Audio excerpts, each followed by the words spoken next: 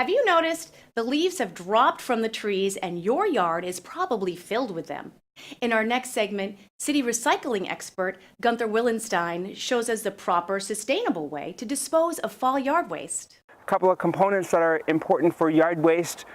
Primary one is the material that we put into, and we'll talk about that. And the second one is about the containers. I went to a local hardware store and I bought a new 32-gallon barrel with a lid because my old one isn't functional anymore. One of the important components is a functional, tight-fitting lid because we don't want to collect rainwater. It's really bad with the grass that sits in and festers in the sun, and it does add weight, so the trucks fill up a whole lot faster. And you can pick up your sticker at the health department, at City Hall, the senior center, and even DPW. And with the new sticker, you're going to put it on the front so it identifies this barrel different from your red one, trash, and the green one, recycling. This one will be identified as yard waste for proper set out of compostable material. I do recommend that you put in a couple of holes. I have a 1/4-inch drill bit, 3 or 4, just enough to let the moisture weep out so it's not in standing water.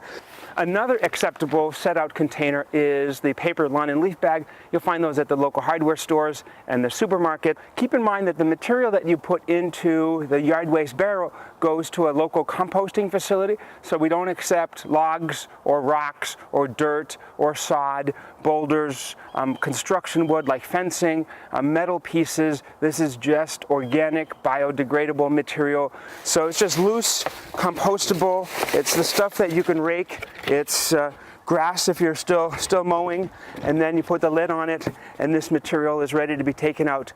Remember, seasonal decorations like corn stalks and pumpkins are absolutely acceptable, and that's the preferred method for disposal. You want to make sure that your corn stalks are 3 feet. That's the limit of material in yard waste, so you might have to cut them in half. For the pumpkins, make sure you take out any batteries and any candles, any lighting, any cords you want to disconnect. Put those in your yard waste. Remember, yard waste is appropriate for curbside customers only, so if you have city trash and city recycling, then you participate in curbside collection.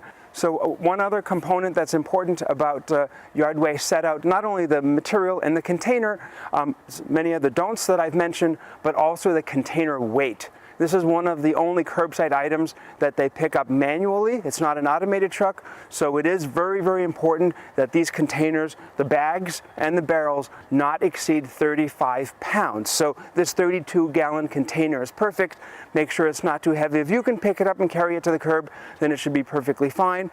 Yard waste extends through the second collection, the second week of December this year. So your best way to follow the calendar is visit lowellrecycle.org. Right on the front page is curbside schedule. Put in your address and you'll have everything customized to your neighborhood collection route. Otherwise, get our free app. Lowell Recycle is the free app on both the Droid and the iPhone. Again, put in your address and you can scroll through the rest of the 2018 curbside calendar. I just downloaded the app and I'm ready to tackle the yard.